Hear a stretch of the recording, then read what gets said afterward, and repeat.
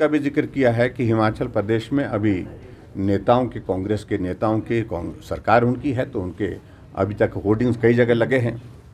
कुछ जगह तो डिप्टी कमिश्नर ने ये कर दिया कि भगवान रामचंद्र जी का होर्डिंग लगा था वो फाड़ दिए, राम मंदिर के होर्डिंग लगे थे वो फाड़ दिए, लेकिन नेताओं के फोटो वाले जो होर्डिंग जो लगे हैं, जो आचार संहिता को जो प्रभावित करते हैं, वायलेशन है वो आदर्श आचार संहिता का, उसके बावजूद भी वो कायम है। उसके संदर्भ में भी हमने आज अपनी बात कही है कि उसको भी आप, उसके बारे में भी आप संज्ञान लें, और मैं उम्मीद करता हूं कि इलेक्शन कमीशन इन सारी बातों को लेकर के प्राइवेट सारे के सारे, ना हमारा पार्टी का किसी आदमी ने लगाया है, ना पार्टी का नाम है, ना पार्टी के नेता का, किसी व्यक्ति ने अपनी आस्था के और श्रद्धा के हिसाब से वो लगाए हैं, और वो आचार संहिता का उल्लंघन है ही नहीं, लेकिन उसके बावजूद भी इस प्रकार से किया जा रहा है। इस बारे में हमने आज जो है यहाँ शिमला में चुनाव आयोग को अपना ज्ञापन दिया है। सर, मुख्यमंत्री ने अभी ट्वीट किया है, उन्होंने कहा कि राजस्थान में ओपीएस रोकने की कोशिश हुई, हिमाचल में ओपीएस के लिए सरकार गिराने की कोशिश हुई, और अब माता बहनों को आर्थिक मदद देखिए, ऐसा रोकने की कोशिश हो रही। मैं एक ही बात कहना चाह रहा हूँ, मुख्यमंत्री जी अब झूठ बोलना छोड़ दें। उनका झूठ एक्सपोज हो चुका है, बुरी तरह से एक्सपोज हो चुका है। ओपीएस अगर आपने लागू कर दी है, आपकी सरकार है, रोकने के लिए कौन कर रहा है कोशिश उसमें? हमने एक शब्द नहीं बोला आज तक, ना हमारी पार्टी ने बोला। दूसरी बात, और ये महिलाओं के लिए 1500 रुपये देने के लिए किसने रोक रखा था? ये ठीक चुनाव के दिनों में ही, चुनाव से पहले, और उनको मालूम है कि पहली किस्त भी हम जारी नहीं कर पाएंगे, इसलिए नहीं जारी कर पाएंगे क्योंकि 1 अप्रैल से पहले कोड ऑफ कंडक्ट आ जाएगा, और कोड ऑफ कंडक्ट आ गया। और जब कोड ऑफ कंडक्ट लागू हो चुका है, कितना मजाक बना रहे हैं हमारी माताओं बहनों का, वो मातृशक्ति का है, गुमराह करके पहले झूठ बोल करके विधानसभा के चुनाव में यही किया, अब लोकसभा के चुनाव में भी वही करने की कोशिश कर रहे हैं। हम इसको एक्सपोज कर रहे हैं, हमारी बात सिर्फ इतनी है। Thank you.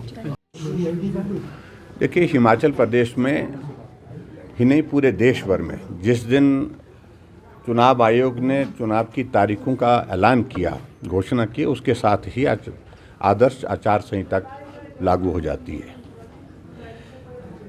और हिमाचल प्रदेश में हमने इस बात को देखा कि कांग्रेस वही काम कर रही है जो 2022 के चुनाव से, विधानसभा के चुनाव से पहले किया था। उस वक्त भी फॉर्म निकाले गए, 1500 हर महिला को हिमाचल प्रदेश में मिलेगा, 18 से 60 साल की महिलाओं को फॉर्म भरे गए, और फॉर्म भरने के बाद महिलाओं को बड़ी संख्या में गुमराह करने में वो कामयाब हुए। सरकार कांग्रेस पार्टी की बनी, और कांग्रेस की सरकार बनने के बाद 1.5 साल का कार्यकाल बीतने के बावजूद भी अभी तक 1500 रुपये मिले नहीं। अब लोकसभा के चुनाव आ गए, और लोकसभा के चुनाव से पहले ठीक बजट पास होता है।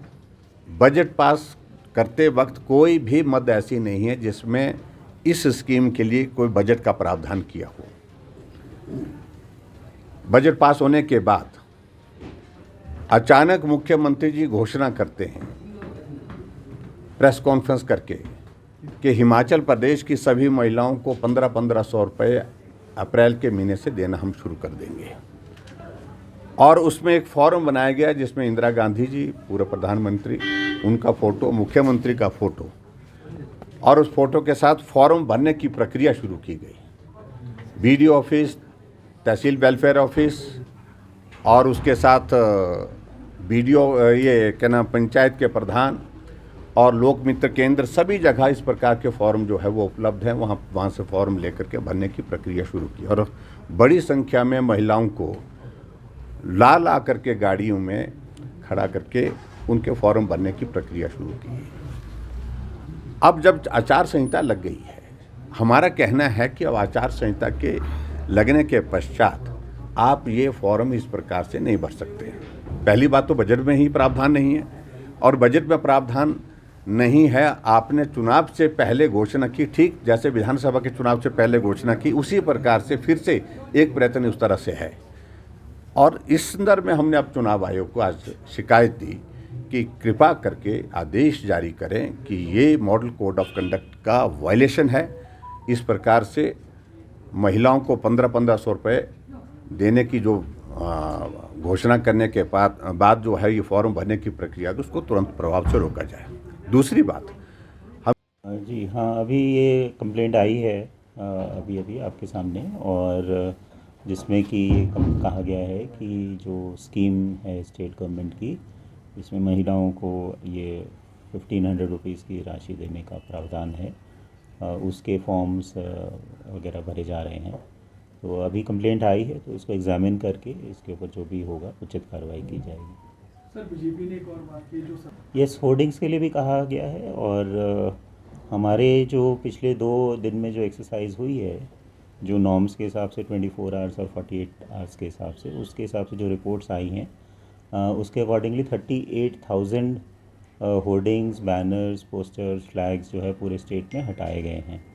तो ये पूरा प्रोसेस जो 72 आवर्स का है, 24 आवर्स में गवर्नमेंट बिल्डिंग्स, 48 आवर्स में पब्लिक प्लेसेस, 72 आवर्स में प्राइवेट बिल्डिंग्स जो कि अनअप्रूव्ड हैं। तो ये प्रोसेस पूरा चल रहा है, लेकिन फिर भी अगर कोई रह गई है तो उसको हम एग्जामिन करें, उसको हम रिपोर्ट लेंगे। और लोग भी अगर कोई रह गई है, कोई होर्डिंग या कोई पोस्टर, तो CVGIL ऐप के ऊपर भी कंप्लेंट कर सकते हैं, तो वो मौके पे ही तुरंत कार्रवाई हो जाएगी। सर, कमिश्नर को कोई ऐसे आदेश हुए हैं कि जो प्राइवेट अपनी बिल्डिंग में किसी ने राम मंदिर की जो बात कही अपोजिशन वालों ने, क्या ऐसे कोई आदेश हुए कि उसको हटाने के लिए इस तरह से? नहीं, ऐसे हमारी तरफ से तो ऐसे कोई आदेश नहीं।